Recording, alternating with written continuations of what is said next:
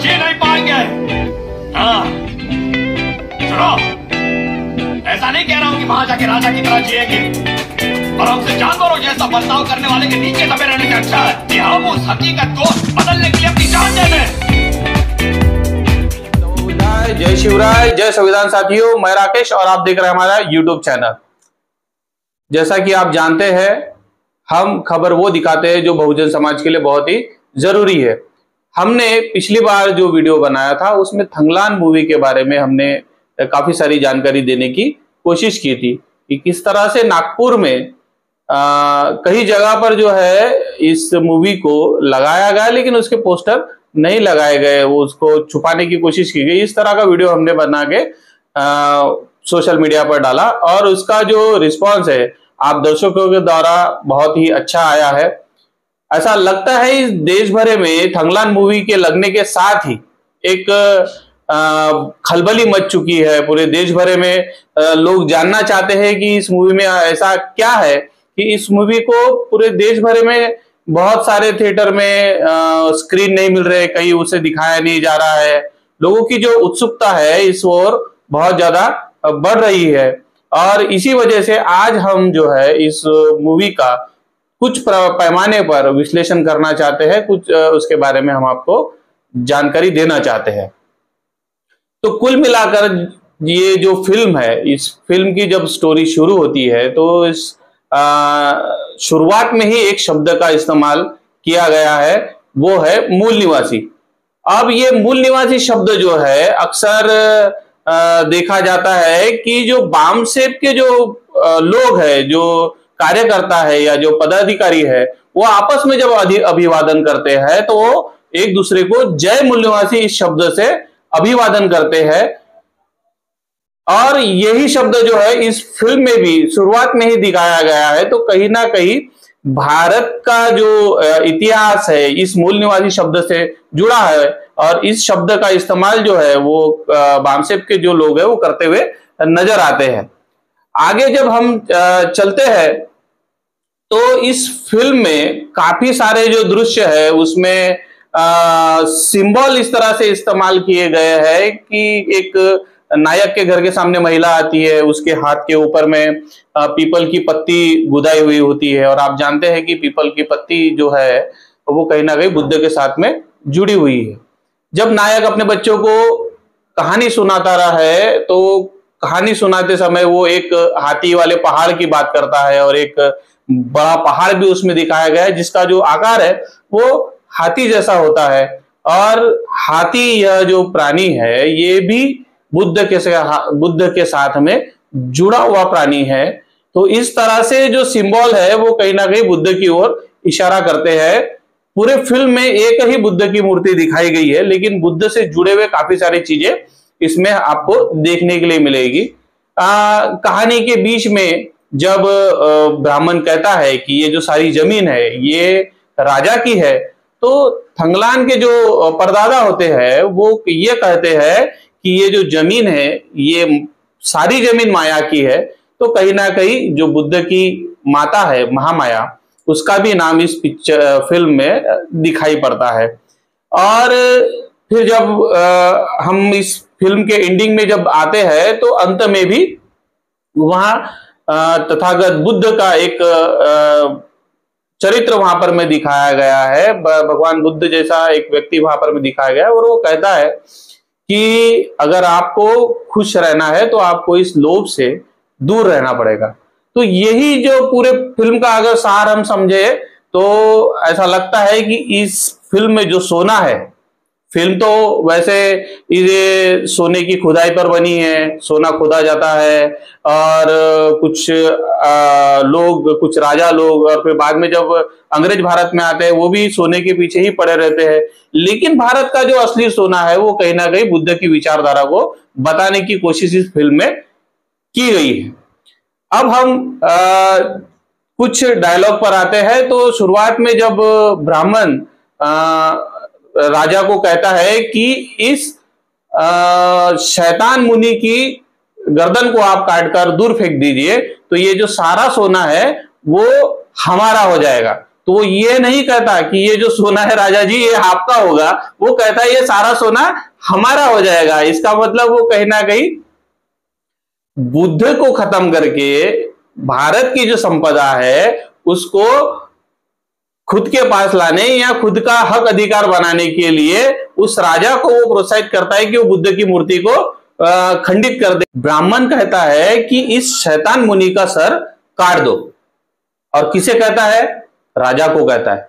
और क्या कहता है कि जो बुद्ध की मूर्ति है उसे वो शैतान कहता है। तो आप जानते होंगे कि बहुत सारे जो ब्राह्मणी ग्रंथ है इसमें भी बुद्ध की बदनामी की गई है। ऐसा जो डायरेक्टर है अपने फिल्म के द्वारा दिखाने की यहां पर में कोशिश कर रहा है। इस फिल्म में दो ऐसे सीन आते हैं जब बुद्ध की मूर्ति को दिखाया गया है। पहली बार जब राजा और ब्राह्मण का संवाद होता है उस समय में बुद्ध की मूर्ति को दिखाया गया, और उस समय में ब्राह्मण जो है वो राजा को मूर्ति को तोड़ने की बात करता है। दूसरी बार जब हम बुद्ध को देखते हैं तो जब अंग्रेज भारत में आते हैं और उनके साथ में अशोक उनके साथ में आता है, और अशोक ही कुएं में कूदकर बुद्ध की मूर्ति को बाहर निकाल लाता है। लेकिन ये सारा जो मामला है ये अंग्रेजों के समय में दिखाया गया है। तो ऐसा लगता है कि जो इस फिल्म का जो डायरेक्टर है या इस फिल्म का जो कथाकार है वो ये दिखाने की कोशिश कर रहा है कि भारत का जो बुद्धिज्म का जो इतिहास है उसको अंग्रेजों द्वारा ही खोदा गया है। तो जैसा कि आप जानते हैं कनिंघम भारत में आए और उन्होंने यहां पर में स्तूपों की खोज की, बुद्ध की जो विरासत है तो उसको खोज के निकाला और उसके ऊपर में उन्होंने इतिहास की रचना भी की। तो ये कहीं ना कहीं इस फिल्म से मैसेज जाता हुआ नजर आता है। जैसा ही ये लोग सोना लेने के लिए जाते हैं तो वहां पर जो सांप है, बड़े बड़े नाग है, वो आके उन्हें काटने की कोशिश करते हैं। और आप तो जानते होंगे कि भारत के अंदर में जो नाग संस्कृति है वो बहुत पहले से पुरातन काल से प्रचलित है। वेदों में भी ये बात कही गई है कि यहाँ नागों की बस्ती हुआ करती थी, उन्हें पूरी तरह से जला दिया गया। तो नाग कहीं ना कहीं भारत के मूल निवासी लोग हैं और इस भारत की संस्कृति, सभ्यता और इसके रीति रिवाज इसकी रक्षा करते हुए हमेशा से दिखाई पड़ते हैं। और जो थंगलान है वो इन नागों के विरुद्ध तो लड़ता है, लेकिन आखिर में उसे ये भी पता चलता है कि हम लोग भी जो है वो नागवंशी लोग हैं, और गुलाम बनाए जाने के बाद हम लोगों ने ही नागवंशी लोगों के विरोध में ये लड़ाई लड़ी है। तो इस तरह का चित्रण जो है इस फिल्म में दिखाई पड़ता है। और एक बात इसमें खास दिखाई गई कि जो भारत की जो मूल सभ्यता है, ऐसा कहा जाता है कि भारत में जो है वो महिला प्रधान संस्कृति थी। तो इस फिल्म में भी वो दिखाया गया है कि जिस नायिका ने नागनिका की भूमिका की है उसी इस फिल्म में आरती दिखाया गया है।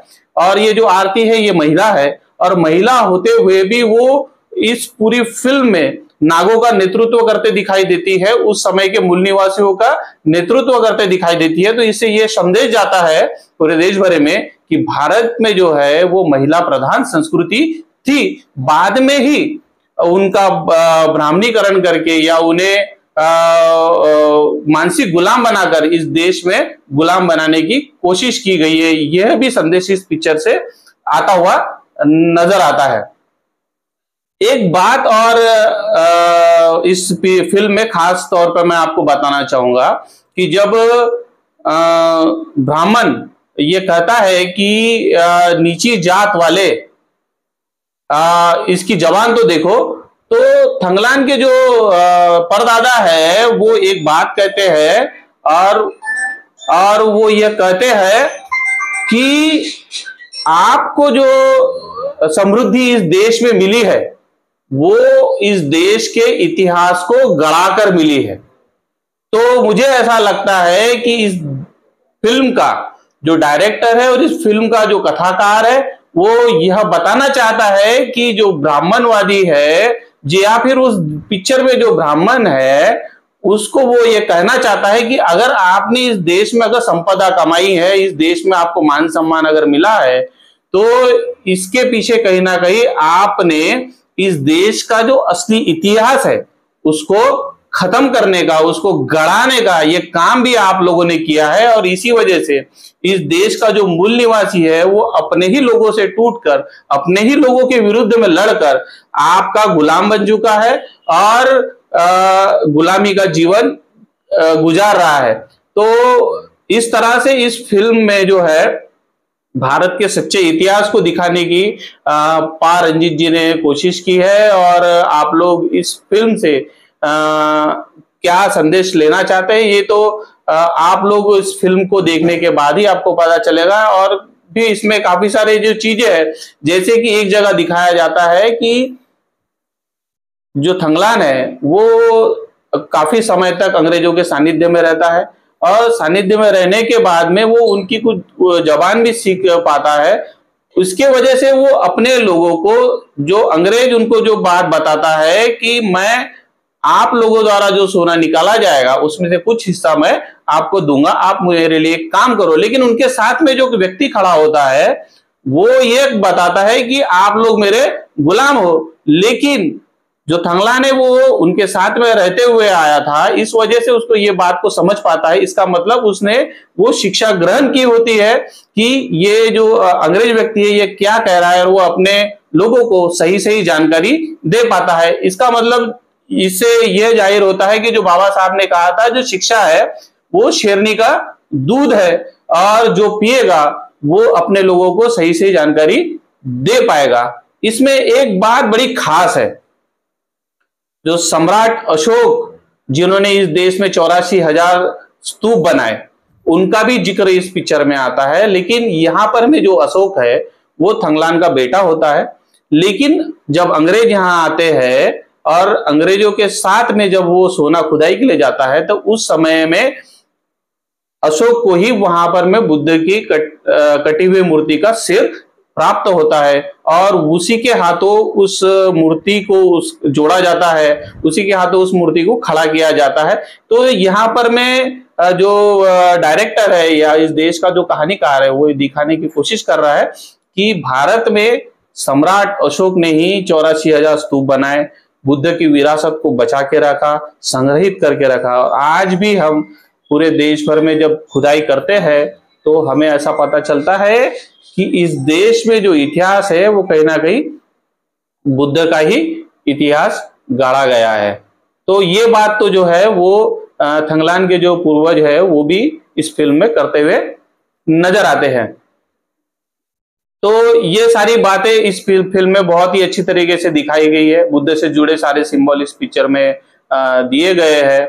और इस फिल्म को तो काफी जगह रोकने की ऐसा लग रहा है कि कोशिश की जा रही है, कहीं पोस्टर नहीं लग रहा है, कहीं स्क्रीन नहीं मिल रहा है। लेकिन फिर भी मैं बहुजन समाज और इस देश के नागवंशी मूल निवासी लोगों को अपील करता हूं कि कोशिश कीजिए कि अपने क्षेत्र में जाकर या और कहीं जहां पर आपको मिल सकती है तो ये फिल्म को जरूर देखिए। इस फिल्म से आप अपने सच्चे इतिहास को समझ पाएंगे। इस देश का जो इतिहास है वो कहीं ना कहीं ब्राह्मणवाद विरुद्ध बुद्धिज्म है और इसी इतिहास को इस फिल्म में दिखाने की कोशिश पा रंजन जी ने की है।